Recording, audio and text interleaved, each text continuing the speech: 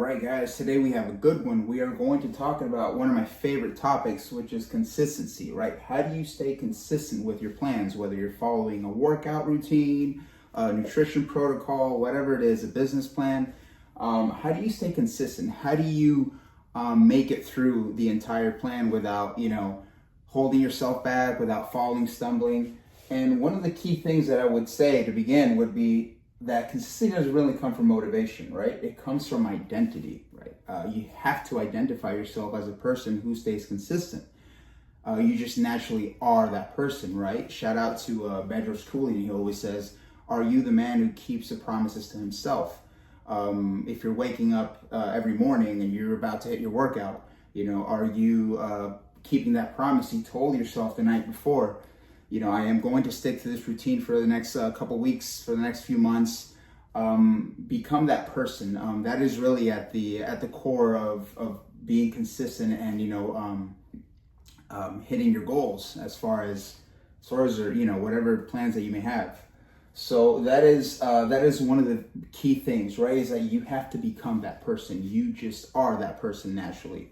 There's really no other way around it. The other thing is trying harder would work short term, but building systems will win in the long term, right? You become your own grandmaster of life. Chess grandmasters throughout their preparation, they have the opening, middle, and end game phase, and they have a long-term plan as to how they're going to beat their opponent. You need a system. You need something that you can strive for, that you can say, well, I want to get here 6 months, 12 months, a year from now. And that's going to really pay the dividends. You have to have a long-term plan as to what you want to accomplish. You may work hard intermittently, have these short bursts of, doing little things in there. You may get some results, but long-term, it's really a dead end. And also your identity will shape your actions, right? If you see yourself as inconsistent, lazy, or broken, you will act like that. I know what it's like to be that guy who didn't stick to anything because I didn't really act on or had the identity of the person I wanted to become until one day I opened a magazine, before YouTube, before all these things came up, and I saw the guys in the magazine, and I thought to myself, I could look like it. I can have that lean physique. I can be strong. I can lift weights. I saw myself as an athlete before going through all that, and it worked. So really, it's the action, right? You want your actions to be consistent. You can't really see yourself as that kind of lazy, broken person. If not, you will have a lot of difficulty really becoming that. Follow with the action, see yourself, and it's one of the things a lot of hypnosis therapists teach. With that whole identity building, but you do have to act on it. You do have to take action. Another thing is tracking, reflecting, and repeating. What gets measured gets mastered. You go in the gym and you track your lifts. You know exactly the goal and exactly what you need to do the following week. Without that, you really don't have a clear set goal as to where you want to get. So you do need to track and you need to measure what you want to accomplish in order to master said thing. And you want to burn the old identity. You want to burn the old identity. Every time you break the old pattern, the old self dies a little bit more.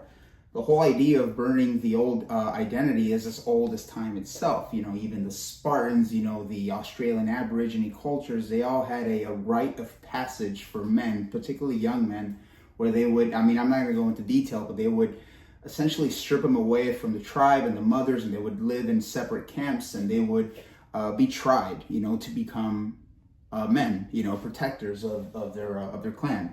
And so it's as old as time itself, by you just simply eliminating the bad food, these little tiny habits here and there, you begin to burn the old self. But you do need to act on it. You need to slowly burn that old version of you to be reborn again, right? That's at the whole framework of becoming a new person. There's also tremendous power in acting like the person you are becoming. You act first and then belief will follow. If you are not sure what to do, just start. Just begin acting, begin doing. I was a person who did not like speaking in front of cameras. I was terrified of the fact of just, saying any little thing on camera. And here I am making this video for you guys and sharing my knowledge and information to the world, So just act, act like the person you are becoming. If you are an aspiring coach, you want to help people with, I don't know, whatever it is that you do, start acting. That is the most powerful thing you can do, is to just begin the journey, begin doing the thing.